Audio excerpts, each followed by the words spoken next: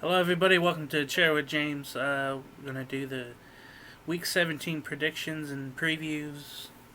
Uh, Big games coming up for those that are still trying to get in the playoffs, and then just teams just trying to play out the season going on. First game in the early slots, I guess. Dallas at 6-9 in New Jersey to play the Giants at 5-10. Now this is a really important game, and it all stems on if Washington loses to Philadelphia. And that's a Sunday night game. So the Giants need to win, and then they would beat the Cowboys, and then they need Washington to lose. If Dallas wins, they knock out the Giants, of course, but they need Washington to lose. So it all stems on what happens that morning, and then we'll see about Washington. The next game is the 4-11 Falcons at the 10-5 Buccaneers.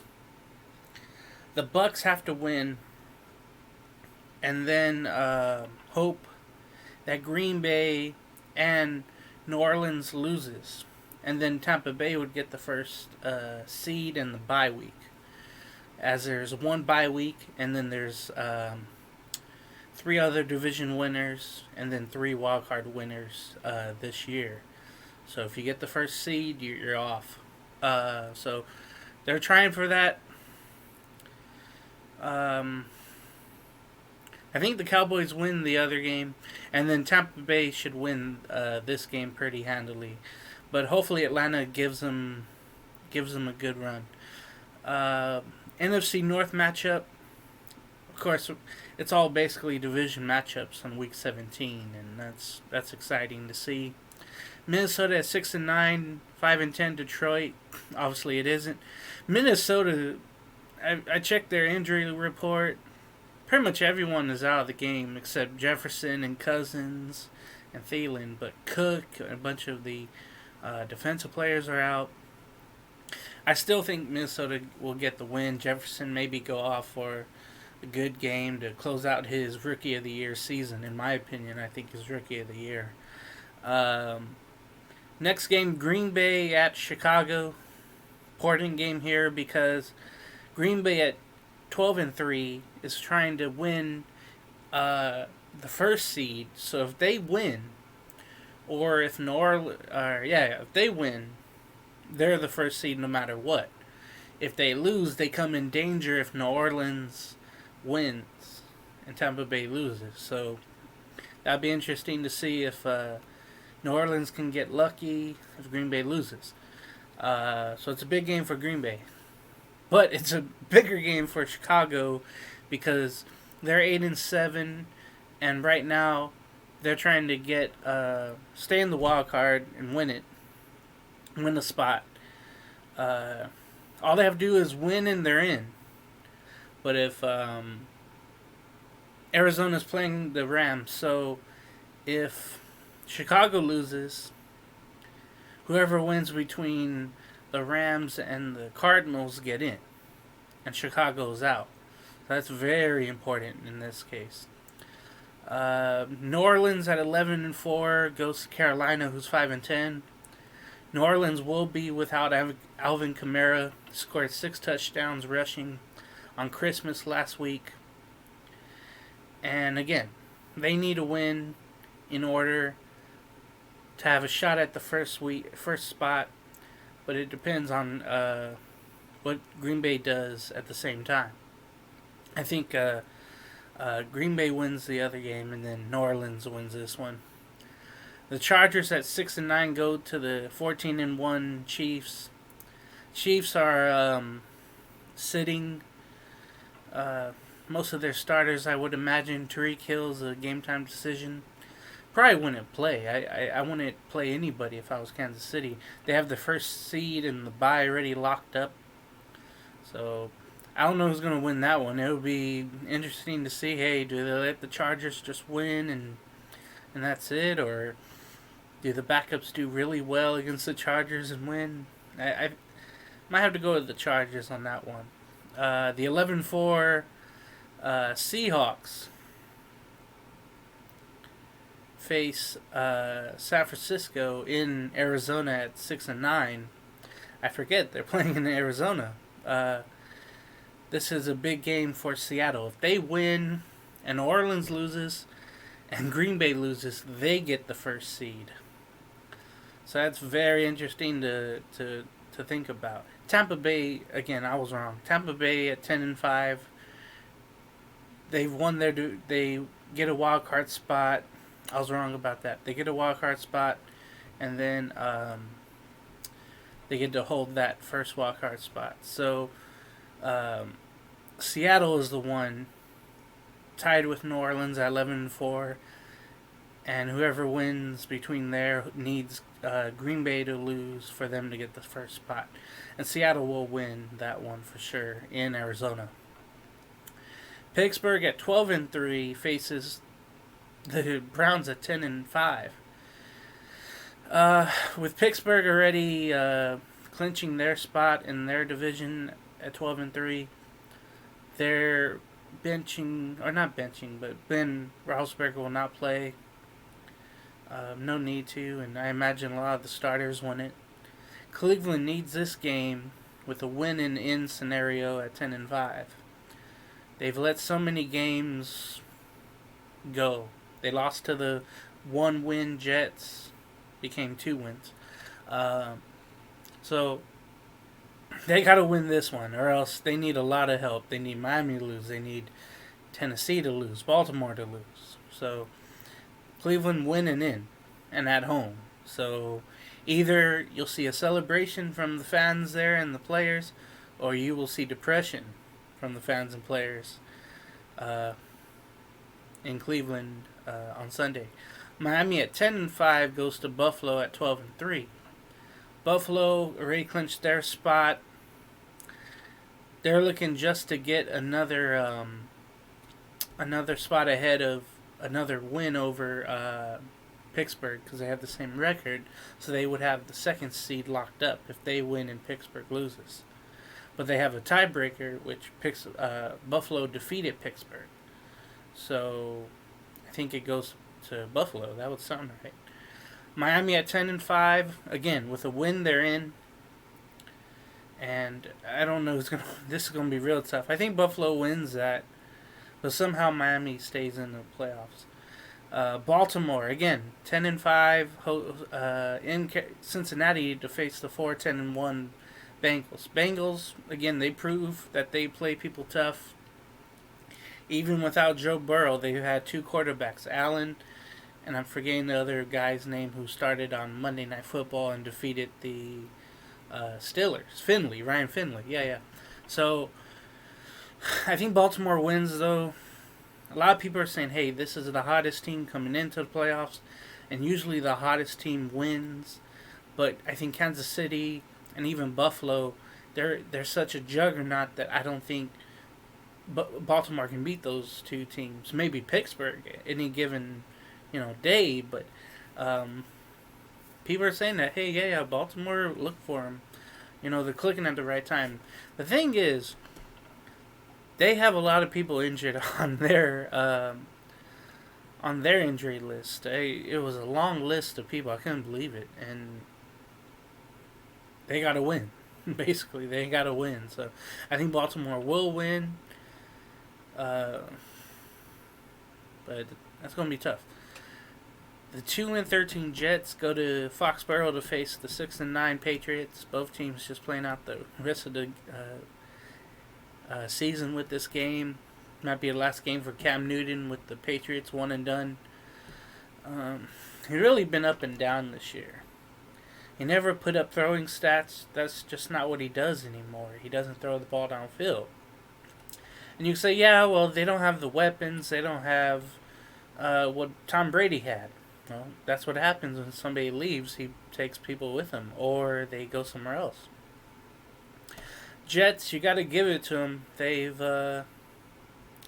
defeated the Browns, defeated the Rams, 2, bubble playoff teams. And to go on the road to defeat the Rams, to beat the Browns. I know they had all their receivers out, 4, but nevertheless, that was a great win for the Jets on both times.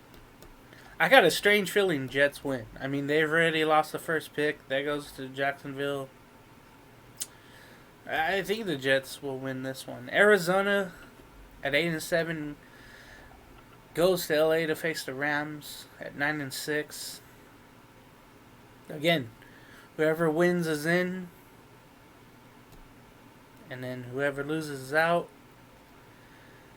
And Jared Goff has a broken thumb, and it's all on John Warford playing. I think he had a regular job in 2018, played in the AAF in 2019, and then in earlier in 2020 he played in the XFL. So I'm guessing he'll get the start. I know Jared Goff is trying to come back, but to be a quarterback and have a broken thumb, I just don't see it. I'm sorry, I just don't see it. Tennessee at 10-5 goes to the 4-11 Texans. This is obviously a big game for Tennessee. They have to win to get in, and hope others lose. That's the way it is. So I expect them to win, no doubt. I expect Arizona to win their game. Jacksonville at 1-14 goes to Indianapolis to play Colts at 10-5, and again, this is for the division, Tennessee and Indy, and both would probably win, and the tiebreaker would go to Tennessee. So the Colts would get in with a win as a wild card, and Tennessee will get the bye. That's what I think. The 7-8 Las Vegas Raiders go to Denver to face the 5-10 Broncos. I remember last year this game being meaningful, at least at the start of the game, but then others won, and the Raiders were knocked out, and they eventually lost. And I'm guessing that will happen again with the Raiders. The game has really no meaning at all, just for the rivalry and the pride, I guess. But we'll see which team comes up with the win and the pride, I guess. The Washington football team at 6-9 goes to the 4-10-1 Eagles on Sunday Night Football. Washington, as you know, earlier this week, I say last year, but earlier this week, released Dwayne Haskins Jr. He was just a hassle to have around. He would never show any promise. He would do stupid things on the field and off the field. I looked at his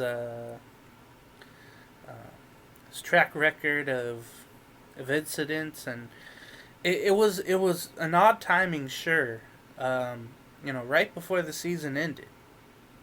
The last week before the last game of the season, you release somebody. It's weird, It's almost like he got arrested for something, like he did something really bad. But in times like these, doing what he did at the club, and then on the field, not producing anything really. I have a third string guy doing better than him that signed off the practice squad, and he might start. But hopefully Alex Smith gets a start for the Washington team in Philadelphia. In Philadelphia, you're just trying to find signs and find players that will go into 2021 or next season. And Jalen Hurts looks like he might be that guy. You're going to have to excuse some of the rookie mistakes he's going to make. But he's definitely shown more than Carson Wentz going forward. So I don't know if Carson Wentz will be around for Philadelphia, but it almost seems like the Eagles will move on and go with Hurts. But with Wentz and the money issue, you don't really know what is going to happen with that. So, and there's a lot of teams I know that they'll say, yeah, maybe we'll try to go get him and whatnot, but I don't know if that would be the case because of the money situation. He's owed a lot of money the next 3 years, and I think that's an issue. So the standings as it goes in the AFC, the Chiefs have the first